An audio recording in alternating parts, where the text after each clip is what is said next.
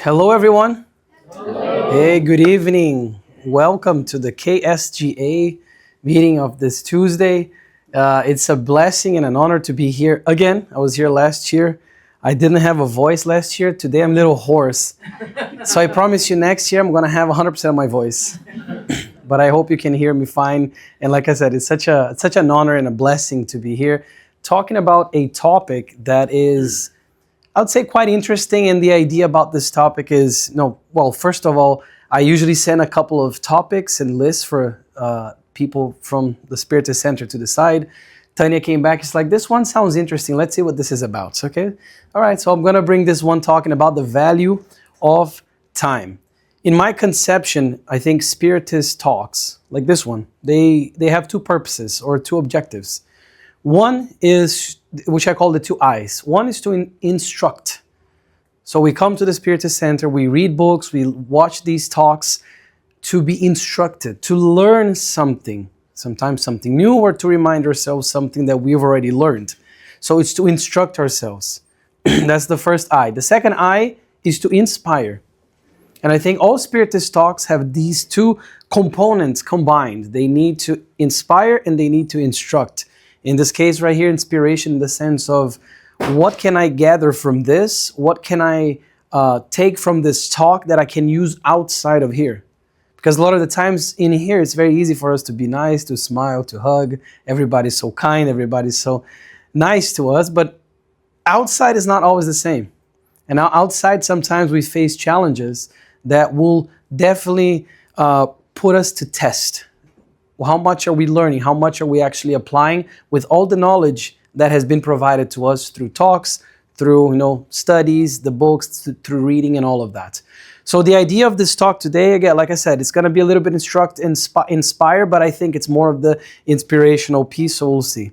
Talking about time, the first thing I wanted to mention is time itself. What is time? Well, time as a concept or something that we try to understand has been puzzling us in a way for ever since we can remember as a civilization. So we can think of time even back all the way in mythology, when everything we started to have writings that were passed along generations. We can go back thousands and thousands of years ago, and people already were wondering and pondering, what is time? Can I control time? What is the notion of time? The Greeks, for instance, they had two ideas of time, which is very interesting. These two here. One is chronos, the one on your left, my right. Chronos. And if you think of chronological order, the root word chronos refers to this type of time, which is the Greek, God that has the scythe, and there's the hourglass, which talks about the time that can be measured. It's a time that, because of the hourglass, it's a time that we can measure, the time that we can control in a way, and we have a better grasp of it. And it's also chronos. If we see here like this bearded man with the scythe, is something that is harsh in a way, because chronos as a measure of time, or a concept, an idea of time, is something that is very much resistant to change in a way. But interestingly, and I think it's such a shame that this got lost, I guess, over thousands of years. We also have another concept of time called kairos. Most of you have heard about chronos, or you understand, like I said, chronological order. Words like that, meaning time. But kairos is also an idea of time that they had, and this is a depiction of kairos. And kairos was their notion of time in the sense of opportunity. Today we're going to be talking much more about this guy right here than that guy. In the sense of opportunity. And kairos, as you can see depicted here, was this idea of time of this, let's call it this guy, younger guy, or younger than Chronos for sure. And he had wings. He had this, we can say, weird hair. Very interesting haircut, not to judge Kairos, poor Kairos. Has this very interesting haircut. And he had no clothes. So he had wings, no clothes, and he had an interesting haircut in which the hair and the beard, everything was to the front, nothing to the back. Why? Because they used to say that Kairos is that type of time in terms of opportunity that you can only catch it if you're get it as it's passing through you, coming towards you. Once Kairos has passed, he has no clothes for you to grab on, not even a hair for you to grab on. Meaning, once an opportunity has passed with the time, it's gone. So two different ideas, very interestingly, of time. One is the measurable one. The other one is the opportunity. When we talk about Spiritism, like I said, these talks are meant for us to think about things in our lives and to apply this concept outside of here. When we think about Spiritism, and today I'm going to be mentioning a lot of Kairos in the sense of the opportunities that we have while here, while in this life. Why present? At the time of the present is called the present. Because once these opportunities have come, we cannot grab Kairos anymore. Kairos is already gone. Maybe he'll go around and come back again, but we don't know. The idea is we grab it, Kairos, the opportunity, once it's heading towards us through the hair, through the beard, that's only in the front. But the notion of time itself, it's something that there's this video on YouTube, and those who are watching us online, you can probably click quicker than people who are here. On YouTube, it's called To Scale Time. This is a channel that they try to scale things, and they try to scale time in the sense of the universe and also in the sense of humanity itself, as far as we know. So the universe timeline. So they went to the Mojave Desert. They spent the entire day marking specific points in the desert to scale time. So for instance, every 33 feet, which is 10 meters, equated to 20 million years in the passage of the universe. So imagine every 33 feet, that's 20 million years in the passage of time.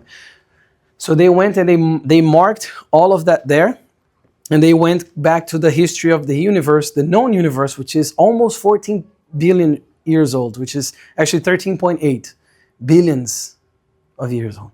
So they went there, and you know what? The result was 7 kilometers, 4.3 miles of markings to mark the passage of time. Now we're talking chronos, to mark the passage of time ever since we known, with the universe that we know for so long, and also humanity. And it was so interesting and so humbling for them, because as the sun sets down, they have all this lighting up, and they create this beautiful, I recommend you watch this video. It's a little longer, that's why I didn't bring it here, but I recommend you watch it, because they bring this timeline, and it goes like all the way from like the first bacteria, from the first animals, all the dinosaurs, keep going, all the way to the human timeline. And the guy's holding this thing that is a couple of inches long, and this is the human timeline. And he's actually overwhelmed with emotion in that moment, because he's like, look how long the universe that we've known, or Earth that we've known, how much time has passed. And this is the humanity timeline. This is the human timeline, actually. So small, such a small thing when confronted with the vastness of the universe, not only in space, but in time as well.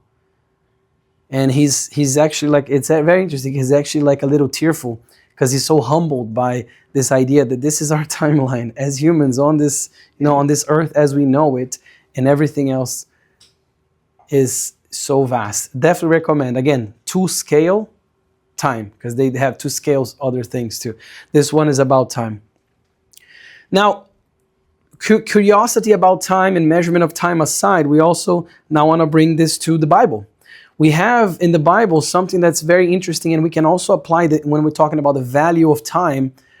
We can also think of the parable of the talents. So this idea that we have, in this parable in the Bible, where Jesus is going to say that this Lord was going to go away, and then he left 3 of his servants with talents, which were units of measurement, of monetary measurement, that meant a lot. So with one, he gave 5 talents. The other one, he entrusted 2 talents. And the third one, he entrusted 1 talent. And he says, to each according to their own capabilities or their own capacities. So 5 to 1, 2 to the other one, 1 to the third. This Lord goes, and then this Lord comes back. And once he comes back, or when he comes back, they have to go and they have to present him with the talents. Again, units of measurement. Imagine a little pouch of coins, for instance. They had to present him with the money that he left with them. To one that he entrusted 5 talents, he's like, okay, where is it? My words, of course, not the Bible's word. Here it is, master, 10 talents. So he gave him 5 to take care of, and he returned 10, meaning he doubled that. And then the master said to him, well done, good and faithful servant. You have been faithful over a little, I will set you over much. Enter into the joy of your master. So he gave these 5 talents. That servant returned 10, meaning doubled. The second one that he had given 2, gave him 4 back. Here's 4 talents, meaning he also doubled. Less amount, yes, but he also doubled. And then the one that had 1 talent, the one that had the least amount, gave him 1 talent back. And it's interesting because in this parable, we often think of this as money necessarily, but we can also think of time. Time as a concession of God, in the sense of how well are we using the time that's entrusted to us, because the Lord here is God, in the sense that He's going to entrust us with time to live our lives, time to get better, time to help everybody else, and we're going to have to eventually tell Him, what have we done with our time? What have we done with the time that was entrusted to us? Was it 10 years of life? Was it 100 years of life? Was it 80 years? Was it 50 years? To each according to their own abilities, capabilities, capacity, whatever we want to name. But the idea of this parable, meaning time, is something that, again, like I said, we don't have to necessarily just think of money. We can think of many things, including the time that we have. Because all the time that we have here, and I say we, the incarnate spirits who are us, that have a body right now, and those who don't, that will have a body again, who are listening to this too, we all have a certain amount of time that is entrusted to us. It can go more, it can go less, but we have a certain amount of time, and that is a concession of God. That is something that we will have to respond later on, meaning we're going to have to answer to when God calls us and says, okay, what have you done with the 80 years that you were on earth? What have you done with the 50 years that you were on earth? The 100 years you were on earth? And it, again, to widen our view to these things, including this very beautiful parable, because the one that had 1 talent, the one that had the least amount of money, was the one that only gave him back 1 talent. So the one that had 5, that had more, double that money, 10. The other one, 2, here's 4. The one that had 1, here's just 1. If we look at things with a material eye, with a materialistic view, I guess, we don't think that man giving back 1 talent is not even all that bad. If you lend money to someone else, or if you say, hey, my friend, take care of this amount for me. You go on your trip and you come back, they give you the same amount. You may say, okay, good. At least you didn't squander it. At least you didn't spend it all. You're returning the same amount that I gave it to you. But the parable is so much deeper. And that's why in this parable, the master becomes very upset with that one that had 1 talent, and he buried that talent because he was afraid. Look at this. In terms of time, what are we doing with our time here? Are we burying it because of fear? Because we are afraid to succeed? Because we are afraid to try things and get out of our comfort zone and do the things that truly matter in the end, to the spirit, not to the body, to the spirit? Doesn't matter if we have 5, 2, or 1 talent. We all receive talents here, translated as time, here. And we all have things that we must do with that time that's entrusted to us. Still in the Bible, we have this passage on Matthew 5, where we learn this. When Jesus says, therefore, if you are offering your gift at the altar, and there remember, while you're at the altar, you remember that your brother or sister has something against you, leave the gift there in front of the altar. First go and be reconciled with them, then come back and offer your gift. Settle matters quickly. Settle matters quickly with your adversary who's taking you to court. Do it while you're still together on the way. He's talking about the value of time here, because look at this last passage as well. Do it while you're still together on the way, because we don't know the day of tomorrow. We don't know what's going to happen tomorrow. You're coming to the altar. Here's, in the sense, you're the law of adoration, right? So we're adoring our God, our Heavenly Father, Jesus our Master. We're doing all those offerings, everything, but we have something against someone. Jesus is saying, leave it there. Because first you need to take care of what you have, this thing that you have pending with that person, which is forgiveness. Of course, this passage talks about forgiveness, but I think we often overlook this last part here, because it says, do it while you're still together on the way. We don't know when we're going to be on the way with that person still. If we're talking about time, who in here knows that they're going to wake up tomorrow? I don't know. Today I'm too angry with that person. Tomorrow I'm going to ask for forgiveness. Tomorrow I'm going to reconcile with them. Next year, 2026 has been too hard. Next year we'll do it.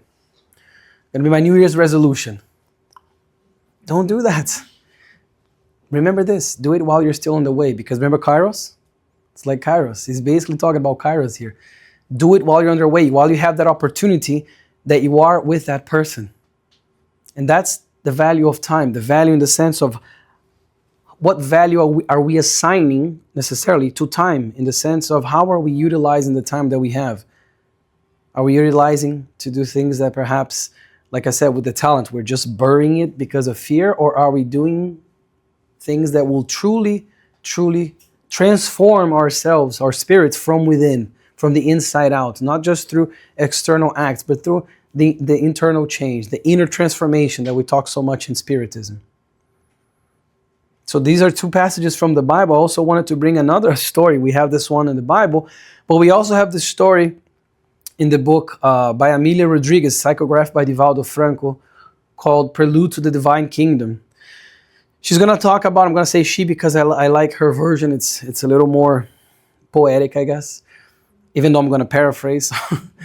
But the idea is when Jesus comes to Lazarus in Lazarus' house, so he comes and there's Lazarus, and Lazarus had two sisters, Mary and Martha. And then Jesus comes to the house and they receive him very, very well because they know they love him for all that he's done. And then Jesus comes and they're like, oh, Master, please tell us about your ministry. Tell us about your adventures. What have you been seeing? What have you guys been doing, basically? So Jesus sits down and he starts to tell them stories about what he was doing, what was happening. All the healing, all the teachings, the cities they visited, and all of that.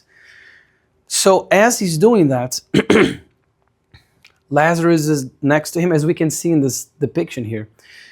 And Mary is there, and the word that she uses, I think is beautiful, Amelia. She says, enraptured. She's in awe, enraptured by the Master's words, completely engulfed in those words and paying attention with all her being to the stories that he was saying. But as we can see here on the picture, Martha is following Judaic tradition, and she's setting up the table the best she can. She's setting up, the bread, the food, everything to drink. While the Master is telling the story, Martha is doing all of that, and Mary is just sitting down, not helping. So Martha turns to she turns to Jesus actually. She says, no, Master, can you please tell Mary to come and help me here? Because I'm just setting everything by myself. Like, hello, where are manners? And then Jesus turns to her and he says this. He says, Martha, Martha. And whenever he doubled the name, we knew there was something coming, right? Peter, like Martha, Martha. Bread and clothing the earth gives us. The starry sky is an excellent blanket, and this is from Amelia Rodriguez, gentle soil is a sacred granary. The word, however, is the seed of life. Concerns about immediate things characterize the horizontality in which many people get lost, disturbed by the hustle and bustle of the struggle in which they are immersed. You, he's talking to Martha, are troubled by many things, but one thing is necessary, and Mary has chosen the good part, which will not be taken away from her. So in other words, he's saying, I'm going to bring Kairos again. He's talking about Kairos. Mary was making the best of that moment with the Master, while Martha was so lost in the minutiae of tradition, perhaps, of taking care that the plate was perfect and everything was set, that she lost the opportunity to really sit down and pay attention to the good part, the one that will not be taken away from her, because we can fathom that Mary still remembers this talk with the Master, because it's probably an unforgettable moment to her while she was listening to Jesus talk. Can we imagine listening to Jesus talk? We're truly, truly listening, not doing other things while Jesus is talking there and we're like trying to like set everything up. She was truly choosing the good part that he calls the good part. And this is Mary understanding the value of time. This is Mary understanding how important that opportunity was for her. And she chose the good part. And I like that he puts the horizontality in which many people get lost. Horizontality. Imagine a horizontal line. And I think we must ponder for a second. We must reflect on this and ask ourselves, how many times are we getting lost in the horizontality of our own lives and not paying attention to the part that truly matters, to the people that truly matters in our lives? Because the horizontal here is in the way of what's going to bring our spirit to the next level, what's going to help us in our own evolution. Or are we just losing our time, wasting our time with the horizontal aspect of things, of those things that we sometimes waste money, waste time.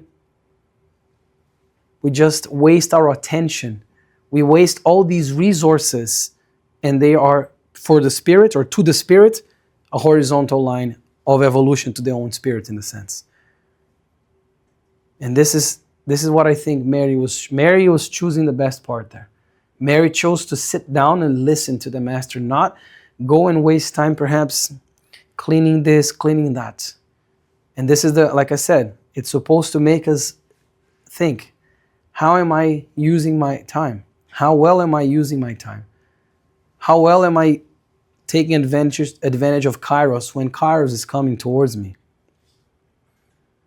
We also have this other passage, and this is from a book by Humberto de Campos, psychographed by Chico Xavier, in which he's going to talk about, and he starts this message, it's a chronicle, I guess we can say.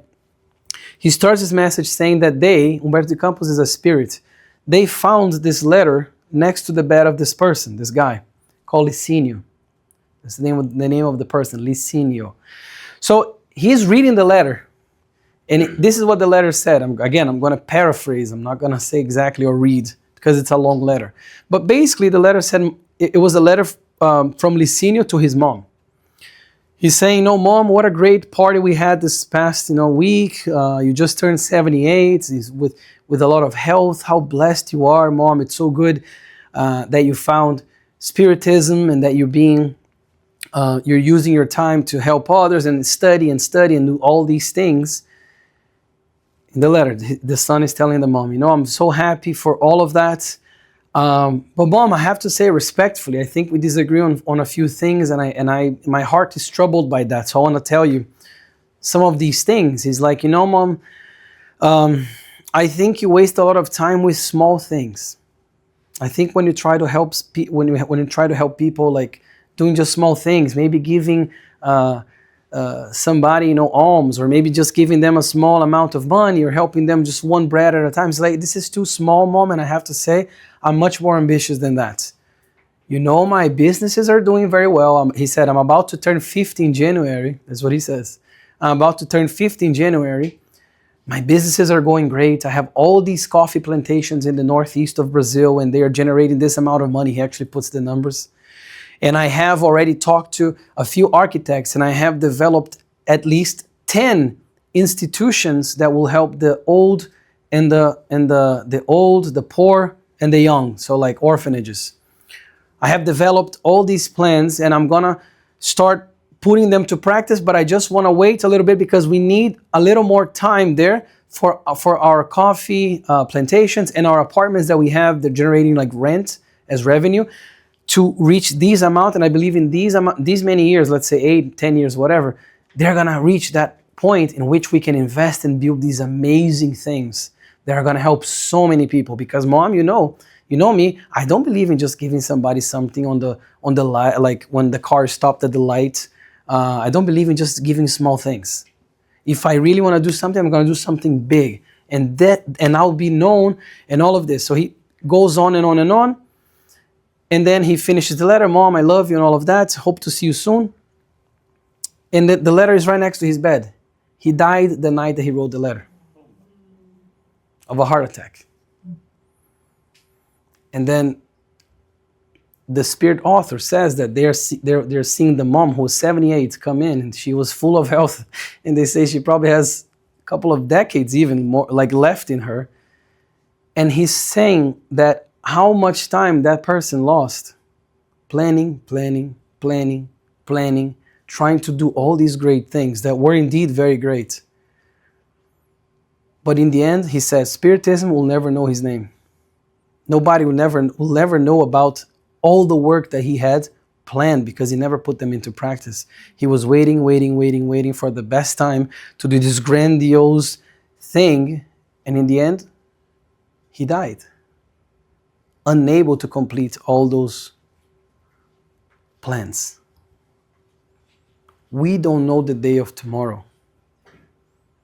The value of time is understanding how much time we have in our hands and understanding that we don't know that answer. Therefore, we must value every single second, minute that we have in this life right now, because we don't know. And we may end up being like Licina when we're planning all these things. I'm going to be very charitable once I reach this certain age, once I retire, once I have this much money in my bank account, once I lost this much weight, once this, once that. It may never happen. So why wait? Why not seize Kairos? Seize the opportunity while we still can, because nobody here knows how much we have left. Understanding the value of time, and I brought here this example too. He says, this example that I brought. There was this story that I read a long time ago. It's not from Spiritism, but I think it applies very well here, because when we're talking about the value of something is different than the cost of something. The value is more relative in the sense that it's more subjective. And you guys want to see how, now talking about chronos, how even with the measure of time, there's some subjectivity. And there was this little story / poem / message that says, to understand the value of 1 year, all you have to do is ask a student who failed his final exams. Ask him how much 1 year is actually worth. When you spend your entire year studying, you fail, and you know you're going to have to go all over again and do everything again. To understand the value of 1 year. Or for us who like soccer, if your team loses the championship. To understand the value, I had to. To understand the value of 1 month, ask a mother who gave birth to a premature baby. She's going to tell you the value of that 1 month. To understand the value of, see how it's going? Shorter and shorter, smaller and smaller. 1 week, ask the editor of a weekly magazine. Or just start investing in stocks. You'll see the week. How 1 week, everything can change. Ask the editor of a weekly magazine. He's going to tell you, or she's going to tell you the value of 1 week, in the sense that the subjectivity of that. What about 1 hour? Ask the lovers who are waiting for the moment of their meeting. When you're waiting to meet somebody you love and there's 1 hour left until you see each other. That 1 hour feels like 10 years to meet with that person. To understand the value of 1 minute, ask the person who missed the train or the bus or the airplane because of 1 minute of being late. Ask them if that 1 minute is not valuable. They're going to tell you that 1 minute is very, very valuable. To understand, or This one we experienced yesterday watching Brazil play Japan. 1 minute when we're down 0-1 felt like 10 years. To understand the value of 1 second, ask a person who survived an accident because of 1 second that they were either ahead or behind or to the left or to the right. 1 second. They're going to tell you that 1 second saved their lives. That person is going to value that 1 second. They're going to say it's very valuable. Even 1 second we're not supposed to throw to waste. And then, somebody's going to say, then there's less than 1 second. What about a millisecond? To understand the value of a millisecond, you ask Marty and Drysdale. Back in Rio, you can Google this later. Back in Rio 2016 in the Olympics, one of them won by 0.005 seconds. A fraction of a second. Because of 0.005, one of them has a gold medal, the other one has a silver medal. Now ask them if 0.005 is not valuable. If they would love to have that 0.005. The one who lost, of course. Do you see how even time, even the measurement of time, or the value that we assign to specific measurements of time, 1 week, 1 hour, 1 minute, can vary in terms of the value, the perceived value, we can even say here, depending on the situation, depending on what we're doing with that. So that's the value. Now, bringing to more specifically to Spiritism, we have this book by Living Spring, a book called Living Spring by the Spirit author Emmanuel, psychographed by Chico. And he's going to say, such a perception, he starts by saying, if people realize how short are their days on earth, that's what he says. He's going to say, such a perception in light of eternity would certainly give them a new concept of the blessed, invaluable, yet short opportunity that has been given to them. Everything benefits or afflicts the human being for just a short time. If we understood, we would know that we are only here for a short time. But it's in this short time that we may do things that will, like he says here, nevertheless, many people use this tiny fraction of time to complicate their lives for many years. Why? Because in Spiritism, we talk about an immortal spirit. We are immortal spirits inhabiting a body that is temporary. The state that we are in is temporary. The spirit is not temporary. It had a beginning and it's immortal. It's not going to have an end. But the body that inhabits, or that spirit inhabits, as it's like a little house or a little vehicle, that's what it is. It's going to be something that we're going to have different ones, and we have had different ones. So we're only in this moment with this body, with these people around us for a short time. In what way? In the way, or in what sense? In the sense that if we think of the whole life of the immortal spirit, who was created simple and ignorant, simple because it's indivisible, as we go back to chemistry. Well, one element is an indivisible element, it's not a compound element, and ignorant because lacks knowledge. So as we evolve, we gather more knowledge. We have gathered knowledge to get to where we are right now. We still have much to learn, of course. Still have much to evolve. And if we realize, he says, how short everything, all of our afflictions on earth are in light of the life of the spirit, the immortal spirit, we would not be as afflicted as we are. We would understand the value of time differently if we were able to do that. But he says, many people, and I'd say everyone, honestly, use this tiny fraction of time, this little incarnation that we have, which is a grain of sand in the large coast, to complicate ourselves for many years, because it's how we're using our time right now that we're going to be dictating our state for the following incarnations as well. That's why he's saying a lot of people complicate that. He says, my friend, wherever you are, remember that you will only be there for a short time.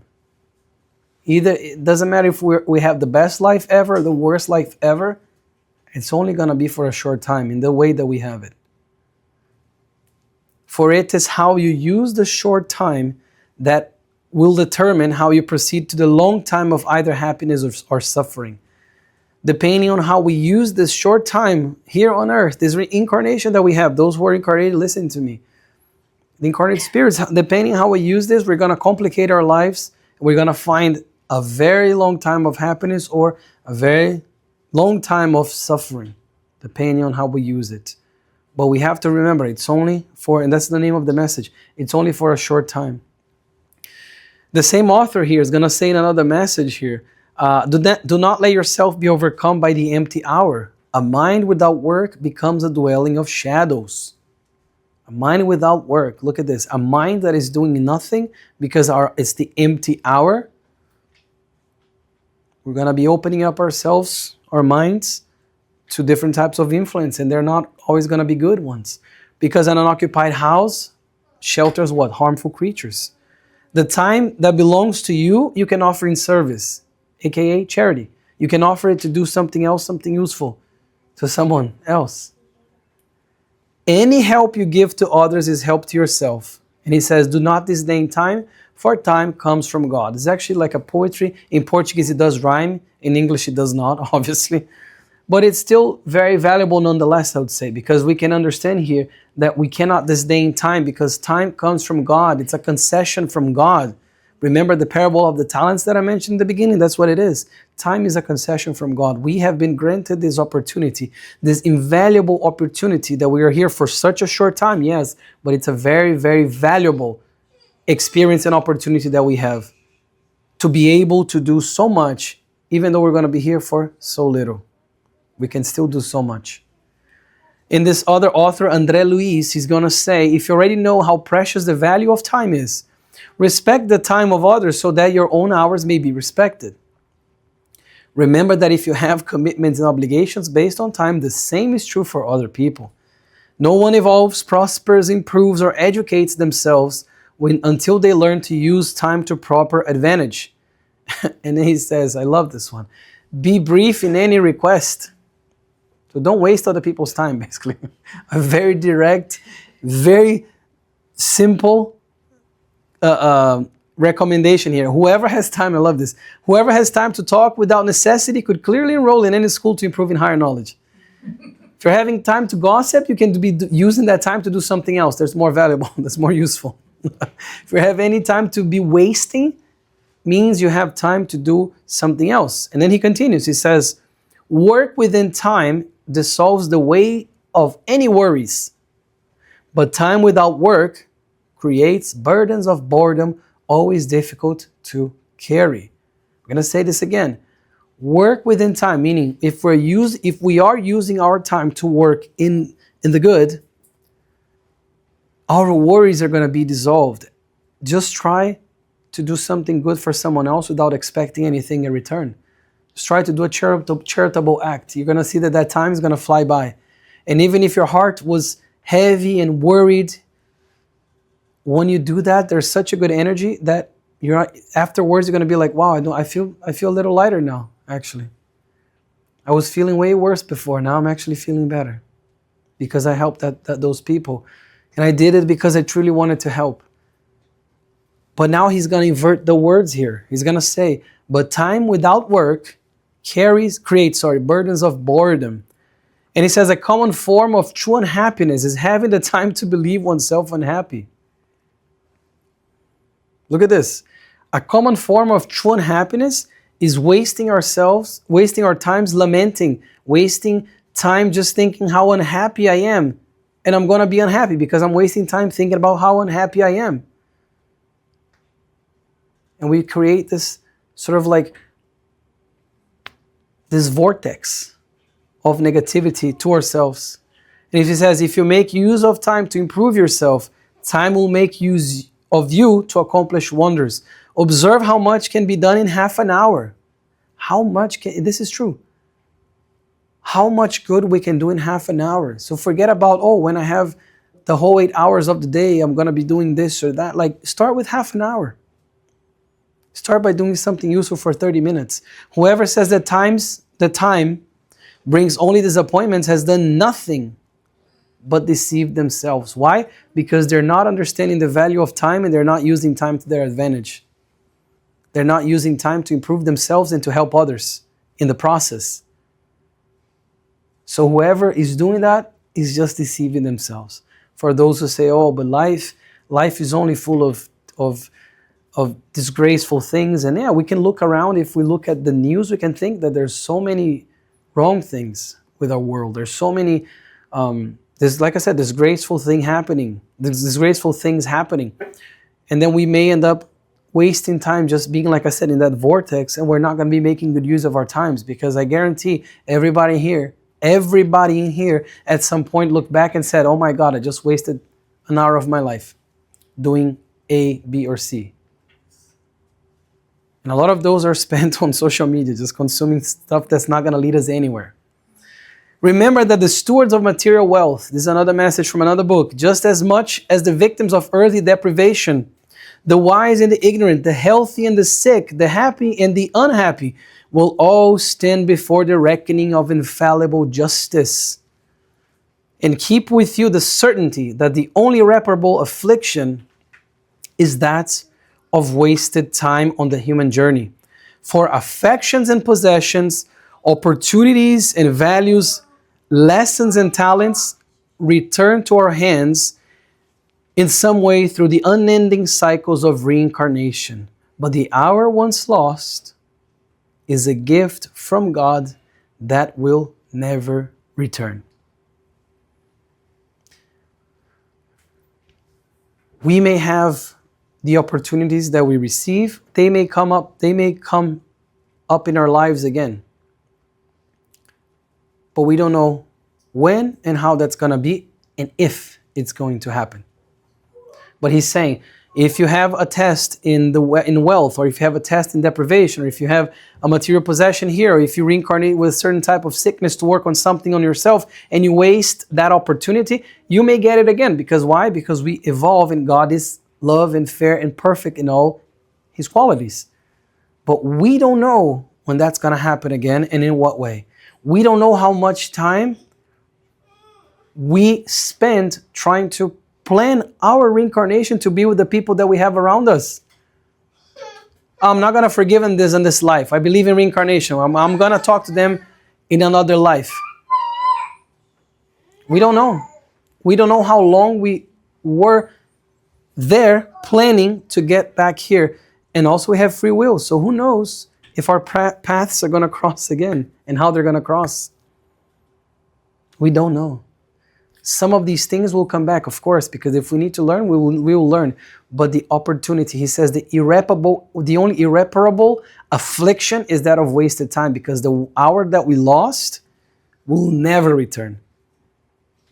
And there's this beautiful saying in beautiful Chinese proverb that says, a man can never cross the same river twice, because the man is never the same and the river is never the same. And that's what it is. That's life. Because even if we cross a river, we go back, and we try to cross it again, I'm already 2 seconds older than I was when I crossed before, and the waters that I touched already are gone. The river is not the same as well, and I'm not the same. So the only irreparable affliction is that of lost time. So let us reflect on the justice of time. Time is a divine value within human experience. Each consciousness shapes its own destiny through it, through the use of the time, to understanding the value of time. The time that Christ spent in elevation was exactly the same time as Barabbas spent in wrongdoing.